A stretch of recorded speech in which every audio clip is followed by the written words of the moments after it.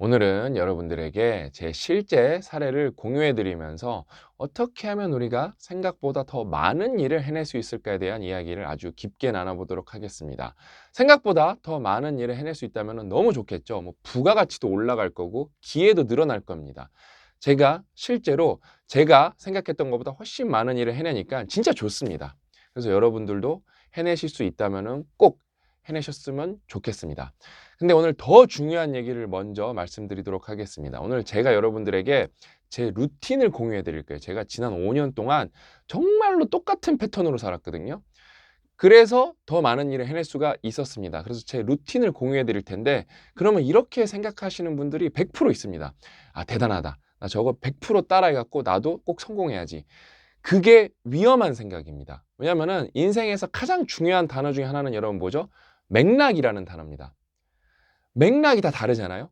주어진 환경, 뭐 갖고 있는 것, 그다음에 능력치, 뭐 가족 관계, 인간 관계, 뭐 나이, 성별 다 다르기 때문에 제 인생에서 정답은 저를 위한 정답인 겁니다.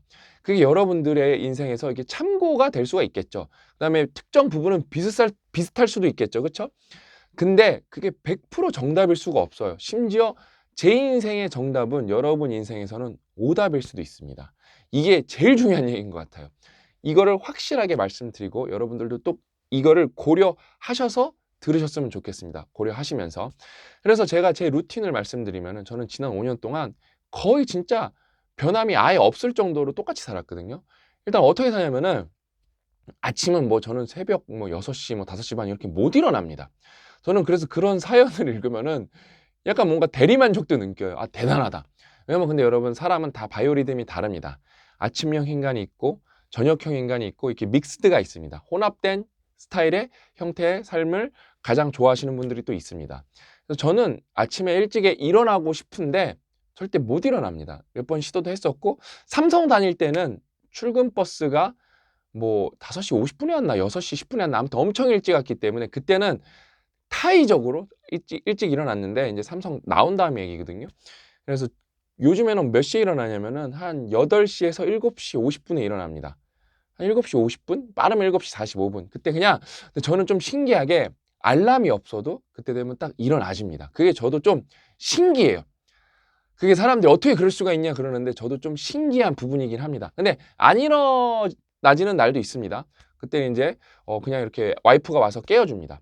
와이프는 왜냐면은 이제 체 학교 보낼 준비를 해야 되기 때문에 저보다 조금 더 일찍 일어나거든요. 그래서 일어나 갖고 뭐 이제 씻고 뭐 하고 좀 이제 아침에 뭐 할지 이제 정리 좀 한 다음에 우리 딸을 학교에 제가 데려다 줍니다. 등교를 합니다. 같이. 그러면은 우리 딸이 이제 학교에 한 8시 35분에서 40분 사이 정도에 도착을 하거든요. 그래서 안녕하고 이제 저희 사무실로 옵니다. 판교 사무실. 그렇게 오면은 8시, 9시가 안 돼요. 이제 한 8시 50분, 8시 55분 정도부터 제 일과가 시작이 됩니다. 일과가 시작이 됩니다. 근데 여기서 좀 깨알 같은 꿀팁 드리면은 그러면 이렇게 채아를 데려다 주고 이렇게 15분 정도 이렇게 걸어오는 시간이 있잖아요. 저는 그 시간을 좀 허투루 쓰지 않습니다. 그때도 오늘 뭘 할지 되게 고민을 많이 합니다. 그다음에 뭔가 이렇게 좀 생각을 정리할 거 있으면은 아, 그다음에 뭘 해야 되지? 이렇게 아무튼 그날 업무에 대해서 그 15분 동안 고민을 많이 해서 사실 걸어오는 것부터 업무의 시작입니다. 딸이랑 걸어갈 때는 딸이 막 이렇게 쫑알쫑알 대갖고 뭔가 생각을 못 해요. 하고 싶은데. 그다음에 걔가 퀴즈도 내고 스무고개도 하고 그래야 돼서 그때 생각은 못 합니다. 아쉽지만. 그래서 딸이랑 대화를 합니다. 그래서 그때부터 시작이 되면은 한 8시 50분, 45분부터 업무가 시작이 된 거죠. 그래서 이제 쭉 6시까지 일을 합니다. 집에 가기 전까지. 제 업무에는 사람 만나는 것도 있고 이렇게 영상 찍는 것도 있고 다양한 게 있죠. 그래서 그러면은 이제 보통 직장인분들이랑 똑같은 거예요. 9시부터 6시까지 그냥 칼같이 일을 하는 거죠. 근데 일반 직장인분들이랑 조금 다른 게 있을 거예요. 왜냐면은 저는 혼자 일하잖아요. 그래서 제가 일하는 거에서 요즘에 제일 큰 거는 사람을 만나는 거거든요. 왜냐면 사람을 만나고 오면은 대화를 길게 하고 막 저는 열정적으로 하기 때문에 엄청 피곤합니다. 사람 만나는 게 막 하루에 2분 만나면 진짜 진이 빠집니다. 그래서 저는 일반 직장인분들이랑 조금 다르다고 말할 수 있는 게 어떻게 누구랑 같이 밥 먹는 날에는 이렇게 그게 다 일이니까 그냥 뭐 1시간, 2시간 이렇게 뭐 차도 마시고 하는데 저 혼자 밥 먹는 날도 많을 거 아니에요? 저는 그러면은 저 혼자 밥 먹는 날은 보통 샐러드 아니면 샌드위치 아니면은 김밥을 먹습니다. 그래서 밥 먹는데 30분 이상 절대 쓰질 않습니다. 그래서 와서 그거 바로 먹고 그다음에 먹으면서도 먹을 때 좀 쉬기도 하고 뭐 유튜브도 보고 여러분 저도 쉴 때 유튜브를 봅니다. 뭐 이렇게 재밌는 거 엔터적인 것들은 요즘에 쇼박스 재밌죠. 왜냐면은 저는 그 인기 급상승 동영상을 항상 모니터링 하기 때문에 거기 있는 건 다 보거든요. 그러니까 뭐 거기서 그냥 이렇게 모니터링 창에서 클릭까지는 다 해봐요. 뮤직비디오도. 근데 다 보지는 않겠죠 끝까지. 근데 쇼박스 같은 거 좀 재미난 것들은 저는 다 봅니다. 이렇게 밥 먹으면서 다 봅니다. 저도 사람인데 좀 쉴 때도 쉬어야죠 뭐. 근데 이게 보통 분들도 이렇게 5분만 보고 3분만 보고 10분만 보고 끊는 경우도 있겠지만 그런 분들이 많잖아요. 알고리즘의 유혹에 빠져서 이거를 30분씩 1시간씩 세워라 내워라 이렇게 보시는 분들도 많잖아요. 저는 그러지 않습니다. 3분 보고 쇼박스 짧잖아요. 그렇죠? 그런 거 보고 너덜트 보고 짧잖아요. 그렇죠? 그래서 조금 뭔가 더 보고 싶을 땐 2편 봅니다. 그래도 10분이 안 돼요. 그러면서 휴식을 합니다. 그러면서 점심시간을 저는 30분 이상 쓰지 않기 때문에 거기서 시간이 많이 세이브 됩니다. 시간이 많이 세이브 되고 그 다음에 저는 무조건 필요하면 10분, 20분은 졸리면 무조건 잡니다. 진짜 무조건 잡니다. 필요하면은 2번도 잡니다. 10분씩. 왜냐면은 체력이 너무 약해요. 근데 자고 나면은 개운해져요. 근데 또 이게 습관이 들어서 막 그런 분들이 있어요. 아, 나는 자면은 1시간씩 막 이렇게 자는데 막 2시간씩 자는데 저도 옛날에 그런 거에 고민이 있었어요. 아, 낮잠을 자면은 막 1시간씩 2시간씩 자버리면 어떡하지? 그래서 이게 나쁜 거예요. 여러분 이런 거 따라 하시면 안 됩니다. 제 의지가 약해서 근데 엎드려서 잤습니다. 엎드려서 자면 허리 되게 안 좋거든요. 그래서 여러분 절대 따라 하시면 안 됩니다. 그리고 나 엎드려서 자면 피 한 통 하거든요. 그래서 무조건 깰 수밖에 없습니다. 뭐 그런 적도 있었다. 근데 요즘에는 이게 다 루틴이 돼서 한 2, 3년 전부터 다 확실하게 루틴이 돼서 딱 10분만 자면은 여기 리클라이너가 있거든요. 그다음에 밥 먹고 자면은 이제 역류성 식도염 걸리잖아요. 밥 먹고 졸릴 때도 있어요. 그때는 리클라이너에 딱 누워서 자면은 역류성 식도염도 안 걸리니까 이렇게 뭐랄까 이렇게 역행을 안 하잖아요. 먹은 게. 그래서 리클라이너 좀 많이 꼿꼿이 세워놓고 이렇게 앉아서 잡니다. 앉아서. 눈만 감고 있는 경우도 있고 그렇게 해서 체력 보충을 되게 확실하게 합니다. 그렇게 되게 확실하게 해요. 그다음에 일을 진짜 열심히 해요. 진짜 밀도 있게. 그래서 6시에 집에 갑니다. 그럼 와이프가 이제 저녁을 차려주죠. 감사하게. 그러면 이제 그걸 먹고 우리 딸이랑 놀아야 됩니다. 근데 또 여기도 다 깨알같이 루틴이 있어요. 저는 밥을 겁나 빨리 먹거든요. 10분, 15분 만에 먹으면은 우리 딸이랑 와이프는 30분 동안 먹습니다. 그러면은 저는 먼저 먹고 그 사이에는 항상 책을 봅니다. 책을 봐요. 그 사이에 한 20분 정도는. 그 제가 책을 보고 있으면 우리 딸이 저한테 뛰어옵니다. 놀자고. 그러면 이제 1시간 놉니다. 그렇게 해서 1시간 놀면은 이제 밥 먹고 뭐 하고 하면 7시 뭐 7시에서 7시 반 30분 놀 때도 있고 1시간 놀 때도 있고 그러거든요. 그래서 1시간 정도는 운동을 하러 나갑니다. 걸으러 나가요. 요즘에 막 엄청 격렬한 운동은 못 하고 5km를 걷는데 딱 1시간이거든요. 그래서 1시간 동안은 걷습니다. 그때도 저는 생각을 많이 하고 심지어 그때는 통화도 많이 합니다. 그러니까 사실 그때 통화하면 안 좋은 거거든요. 근데 걸으면서 또 업무의 일환으로 통화를 하죠. 통화를 합니다. 그래서 그때 제가 여기서 또 고백을 하나 하면은 나쁜 습관이 뭐냐면은 이게 블루투스 이어폰으로 통화를 하면 괜찮은데 이게 제가 정말 여러분들한테 뭐 해라 그래놓고 저도 이제 고해성사하는 거거든요. 제가 나쁜 습관 중에 진짜로 5년이 지나도 안 고쳐지는 게 뭐냐면은 제가 블루투스로 통화를 못 하겠어요. 저는 이렇게 전화를 들고 통화를 합니다. 전화를 들고 통화를 해요. 그래서 여기가 나갔어요. 팔꿈치가 나가갖고 어제도 재생주사 맞고 재생주사 맞아갖고 안 나갔고 스테로이드 섞어서 맞았습니다. 그게 되게 안 좋거든요. 왜냐면 인대 약해지거든요. 그러니까 저도 여러분들한테 여러분 이렇게 살아야 됩니다. 저렇게 살아야 됩니다. 이렇게 조언도 드리고 코칭도 해드리지만 여러분 저도 인간인지라 부족한 부분이 너무 많고 결국에는 저는 전화를 하루에 막 3, 4시간 할 때도 많거든요. 여기 팔꿈치가 나가버렸습니다. 그래서 왼손으로도 많이 하는 습관도 들이고 있는데 참 이게 사람이 여러분 안 바뀌는 부분은 참 잘 안 바뀌어요. 이게 기가 막힌 것 같아요.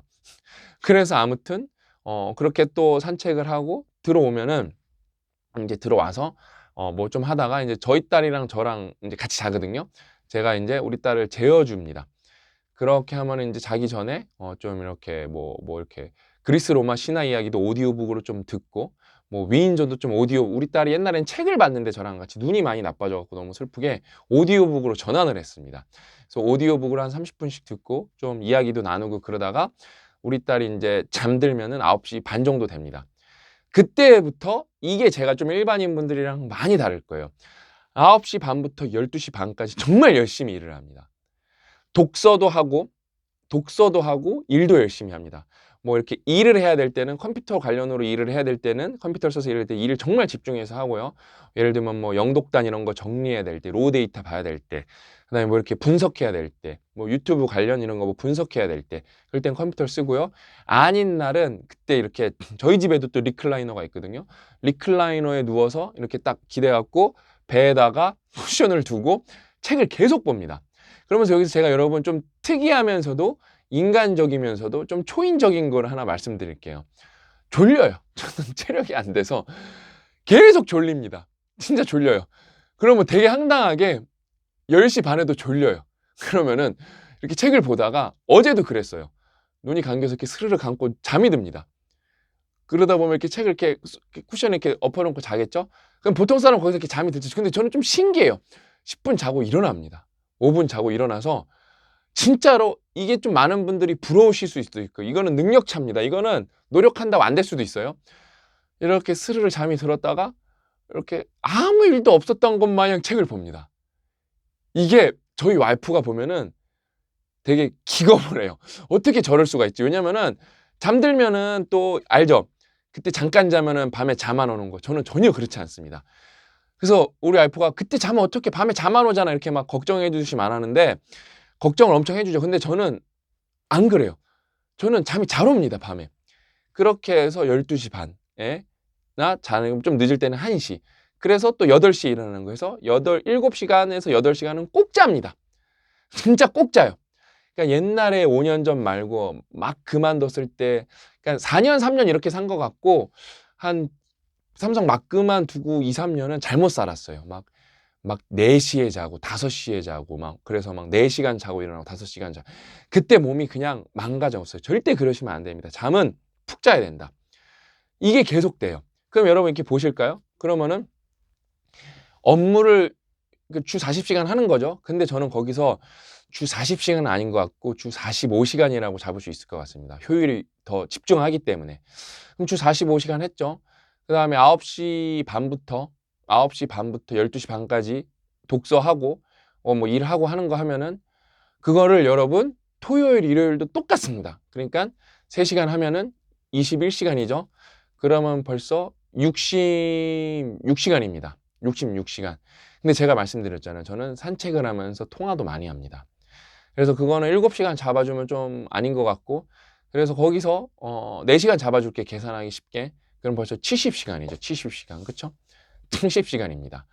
70시간 뭔가 제가 운동 시간은 뺀 거예요. 그러니까 운동으로까지 하면 7시간 잡으면은 제가 말씀드렸잖아요. 뭐 제가 100시간 하라는 게 무슨 미친 무슨 기계처럼 일만 하라는 게 아니라 여러분 일 포함, 여러분이 발전하는 일, 운동도 포함되고 심지어 휴식도 포함되는 거예요. 생산적으로 내가 계획 안에 잡히면 휴식은. 그렇게 하면은 벌써 거기서 그냥 대략 그냥 뭐 못하는 날도 있을 거니까 70시간이 잡힙니다. 그러면은 저 준 70시간 아니야? 아니에요.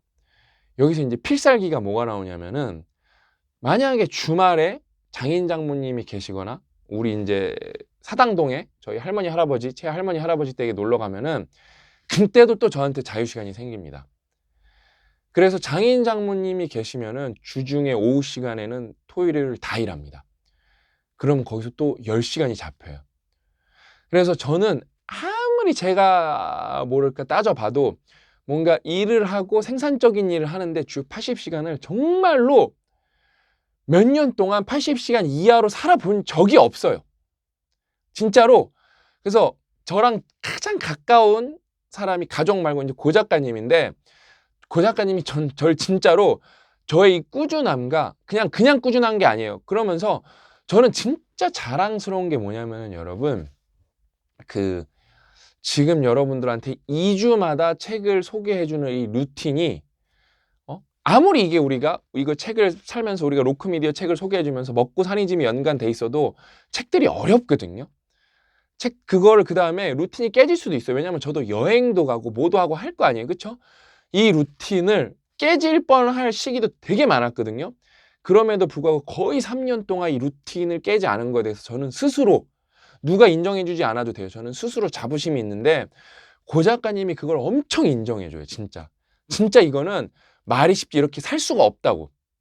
근데 저는 제가 말씀드렸잖아요. 저는 장인 장모님이 저를 되게 많이 도와주시고 엄마 아빠도 많이 도와주고 아내도 엄청 저가 하는 일에 되게 존중해주고 협조적이기 때문에 되는 거지, 여러분들이 만약에 맞벌이 부부다 막 이러면 이렇게 못합니다. 왜냐면 이걸 따라 하시면서 막 되게 스트레스 받는 사연도 많이 봤어요. 못합니다. 여러분은 여러분에 맞게 하시면 됩니다. 그런데 싱글인 분들 있고 20, 30대 이게 혼자 사시면서 뭔가 누군가를 케어하지 않아도 나만 돌봐도 되는 분들도 많잖아요. 그런 분들은 80시간 충분히 넘게 할 수 있죠. 냉정하게. 여러분 인생 바뀌고 싶다면은, 근데 요게 이제 들어보면은 되게 당연한 것 같잖아요. 그럼 여기 뭐가 빠졌을까요? 제가 몇 번 말씀드렸죠. 저녁에 사람 만나는 게 아예 없습니다. 저녁에 사람 만나는 게 아예 없어요. 그냥 이거를 과감하게, 저 사람 만나는 거 정말 좋아하거든요. 저 맥주 한잔 하는 거 누구보다 좋아합니다. 근데 제가 정말 더 우선순위에서 높은 목표를 이루기 위해서 후순위를 포기한 거죠. 그러면서 점심시간을 활용하죠. 점심시간을 활용합니다. 왜냐면 여러분 인간관계라는 것도 중요하기 때문에. 그 다음에 또 이러면서 필요하면은 뭐 한 달에 한 번은 또 만나셔도 됩니다. 예를 들면은 최근에 우리 이제 PD님, 퇴사하는 PD님이 계셔갖고 제가 그 회식 자리에 오리에 저녁에 갔어요. 우리 와이프한테 허락 받고. 그러니까 진짜로 고 작가님이 진짜 그러더라고요. 그 회식 자리에 들어오면서 야, 진짜 이게 웬일이냐? 자기는 영준이랑 저녁을 먹어본 게 언젠지 기억도 나지도 않는다. 근데 영준이가 이 회식 자리에, 왜 우리 소중한 직원이 이제 되게 좋게 회사 이제 자기가 뭐랄까요, 뭔가 이렇게 깨달음도 오고 해서 자기가 하고 싶은 일 찾아서 퇴사하는 거거든요. 그래서 응원해 주려고 제가 간 거예요. 왜냐면은 우리 회사 식구는 저한테 가족이기 때문에, 진짜 그 회사 식구는 가족이기 때문에 와이프한테 말하고 간 거죠.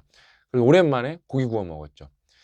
그러니까 이런 것들이 있어요. 그러니까 이렇게 그냥 딱 듣고 나면은 되게 뭔가 간단해 보이는데 생각보다 일반인들 입장에서는 불가능한 것들을 포기한 게 되게 많습니다. 그 다음에 그런 좀 초인적인 것들, 10분만 잤는데 이렇게 일어나는 능력, 이런 것들. 그 다음에 이게 유지되는 이유는 잠을 8시간, 7시간씩 꼬박꼬박 푹 자고 낮잠도 깨알같이 챙겨서 자기 때문에. 이게 없었으면 이게 불가능합니다. 절대 불가능해요. 지쳐서 다 번아웃 와서 다 기절합니다. 근데 이렇게 살 수도 있다는 방향성을 하나 알려드리는 거죠. 네? 그러니까 이렇게 사니까 정말로 많은 것을 해냈고, 이렇게 살면서 그 다음에 뭐 왜 이렇게 살면 뭐가 무섭냐? 되게 이제 장인의 정신으로 사는 거거든요. 그럼 효율이 어마어마하게 올라갑니다. 책을 읽는 속도도 빨라지고요. 그 다음에 책을 소개하는 시간도 빨라집니다. 그 다음에 제 인생에서 되게 큰 부분 중에 하나가 영상 찍는 거잖아요. 이 영상을 찍는 역량도, 제가 가끔 이 독서연구소 뼈아대 첫 영상을 보면은 시선 처리도 불안하고 표정도 좀 썩어 있고 부자연스럽고, 저도 그게 되게 힘든 시절이 있었어요. 그 다음에 또 뭐죠? 이렇게 공부를 해왔고 독서량이 막 지금 그러면 벌써 3년 동안 몇 권을 읽었겠어요. 진짜 3년 동안 아무리 적게 잡아도 100권을 읽었습니다. 그럼 그 사이에 쌓인 지식이 많기 때문에 그 다음에 그 사이에 또 사연을 얼마나 많이 받겠어요. 그러니까 여러분들한테 정말로 이 사연을 소개해드리고 어떤 이야기를 해드릴 때는 저는 약간 작두 타는 느낌으로 해요. 접신한 느낌으로 합니다.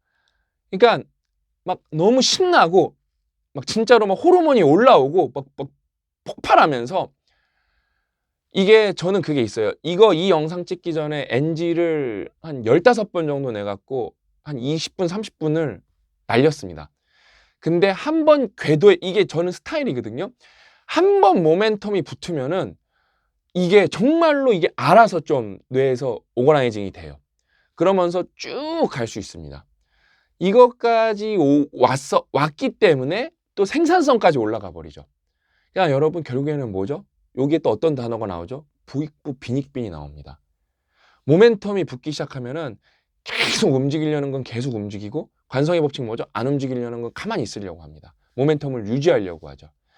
그러니까 이게 제가 해보니까 힘든데 해내고 나면은 좋은 정도가 아니라 새로운 세상을 경험할 수가 있습니다. 아, 내가 이런 사람이었구나. 그러니까 제가 여러분들한테 왜 여러분들한테 매일같이 비슷한 얘기를 이렇게 다른 각도에서 하냐? 안타까움이 있어서 그래요. 어떤 안타까움이냐? 제가 정말로 많은 사람을 만나봤거든요. 서점 투어에서만 1000명을 넘게 만났으니까, 그쵸? 사연 읽은 것만 뭐 수백 개, 1000개 넘을 수도 있으니까, 그쵸? 세봐야겠지만. 여러분 모든 여러분 마음속, 머릿속에는 각자만의 잠재력이라는 게 있습니다. 그게 어느 정도 발휘될지 모르고 어떤 방향으로 클지는 그거는 몰라요. 본인만 아는 건데 그거를 스스로 그냥 싹을 밟는 경우가 너무 많고 그거를 그냥 물을 주고 거름 주고 하면 확 자라날 수 있는데 그거를 안타깝게 바라만 보고 있는 걸 알아 심지어 이렇게 외면하고 사시는 분들도 계세요. 그러니까 이런 얘기 듣죠? 그러면은 한 예를 들어 3만 명 봤다? 그럼 또 500명은 끌어오릅니다. 으쌰으쌰 합니다, 진짜.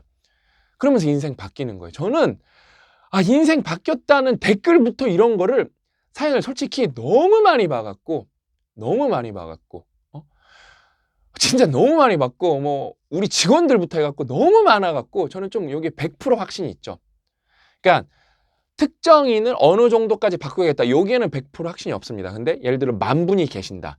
그러면 정도의 차이만 있지 1, 2%는 이런 영상 보면은 일단은 가슴이 요동치기 시작한다. 이런 거에 100% 확신이 있는 거예요. 그래서 진짜로 계속 말씀드릴 거예요. 앞으로 진짜 근데 제가 좀 요즘에 유튜브를 많이 찍거든요. 왜냐면은 저는 전업 유튜버가 아니에요, 여러분.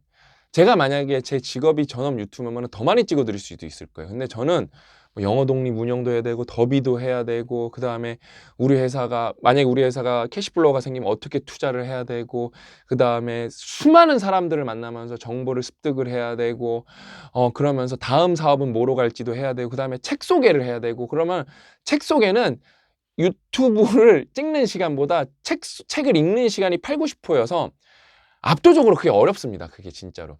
예? 그러면서도 마케팅 전략도 짜야 되고 고 작가님이랑 또 얘기도 해야 되고 그다음에 뭐 미국 진출할 거 이런 것도 따져봐야 되고 너무 할 일이 많아요. 근데 이게 점점 그게 이제 저희 회사가 규모가 커지면은 그게 훨씬 중요해지거든요. 어느 시점부터는 제가 유튜브를 못 찍을 수도 있기 때문에 저는 그걸 알아요. 언제가 될지 모르겠지만 그게 되게 순간적으로 빨리 올 수도 있어요. 그럼 유튜브 저희가 지우지 않잖아요. 그 다음에 저희가 시류를 타는 얘기를 하는 건 아니거든요. 그래서 여러분들이 이 영상을 여러 번 반복해서 보실 수 있고 그 다음에 똑같은 얘기더라도 다른 에피소드 아다르고 어다르잖아요. 그 다음에 다른 관점에서 얘기를 하면서 그 아쉬움이죠. 눈물 나는 아쉬움. 언젠간 저도 찍고 싶을 텐데 못 찍는 순간도 올 거거든요. 그때는 이렇게 좀 눈물 나는 거거든요. 그 다음에 한 예를 들어 2, 3년 지났다 칠게요. 그러면 볼 분 다 봤다고 생각해요, 저는. 그러면 이제 거기서는 이제 좁혀 들어가야 돼요. 어떻게? 오프라인 모임에 제가 더 많이 나가면서 무료 빡독 X 같은 거, 무료 싱큐 오프 같은 걸 계속 늘려가면서 이제 여러분에서 이제 스케일업을 할 수 있도록 이제 여기서 이제 웬만큼 보실 분들은 다 보신 거예요. 근데 이분들이 시도를 하셨는데 좀 부족한 부분들이 있어요. 그거는 또 오프라인은 오프라인의 맛이 다릅니다. 완전히. 경험해 보신 분들만 알아요. 그러니까 예를 들어 여기 이 영상을 봤을 때 뭔가 정말로 최종 지점에 도달하는 분이 10분 나온다. 그럼 10,000분 봤을 때 10분 나면 오프라인은 1000분이 들으면 10분이 나와서 10배 높습니다. 왜냐면 교감하는 정도가 다르기 때문에. 그래서 왜냐면 뷰수가 중요한 게 아니라니까요. 최종 몇 분이 가냐가 중요한 거라니까요. 그래서 유튜브는 하나의 저희한테 방법론이지 솔직히 뷰수가 중요한 게 아니기 때문에 오프라인이 훨씬 중요합니다. 왜? 타율이 훨씬 압도적 막 10배 높거든요. 근데 또 오프라인을 모으려면 어떻게 하죠? 유튜브에서 뷰수가 필요한 거죠. 그러니까 이게 다 순차적 과정이기 때문에 저는 이거를 우리 고 대표님과 함께 우리 이제 PD님들, 우리 MD님들, 매니저님들, 우리 편집자님들과 함께 우리 직원분들과 함께 항상 우리 회사의 원칙은 뭐다? 여러분이 잘 돼야 되는 겁니다. 여러분이 안 잘 되는데 서비스를 제공하고 책을 제공할 필요가 없습니다. 그런 회사는 멀리 못 갑니다. 돈은 결과적으로 따라올 겁니다. 어떻게 되면 여러분이 잘 된다면 그거를 가장 진짜 심장에 놓고 계속 달려가는 거죠. 그 다음에 국가가 잘 되면은 국가가 잘 되면은 파이가 커지기 때문에 여러 사람이 거기서 또 부가가치를 나눠 가질 수가 있습니다. 그래서 항상 큰 생태계부터 내려오는 거죠. 아직은 찌끄레기여서 세계가 잘 되면 이런 말까지는 못 하겠어요, 솔직히. 근데 저는 대한민국 국가가 너무 잘 됐으면 좋겠습니다. 그럼 우리도 잘 될 거기 때문에. 대한민국 국가가 잘 됐는데 거기서 우리가 돈을 못 벌고 영업이익을 못 내면 우리가 실력이 없는 거예요, 여러분. 우리가 실력이 부족한 겁니다. 왜냐면은 여러분이 똑같은 노력을 해도 아프리카 최빈국에서 노력을 하는 거랑 대한민국에서 노력을 하는 거랑 그 노력이 똑같은 노력이어도 부가가치가 나오는 정도가 다릅니다. 그건 여러분의 능력이 아닌 거죠. 그건 어느 국가에 어느 플랫폼에 속했냐는 거죠. 그래서 저희는 앞으로 더 올바른 본질적인 목표를 두고 저는 앞으로도 계속 이렇게 꾸준히 살아갈 테니까 여러분도 각자 제 얘기를 들어보신 여러분들도 나는 어떻게 하면 더 많은 일을 내 위치에서 해낼 수 있을까 이런 거 고민해 보시면 너무 좋을 것 같습니다. 아셨죠? 오늘 이야기는 여기까지고 저는 다음 시간에 또 알찬 내용을 찾아뵙도록 하겠습니다. 또 만나요.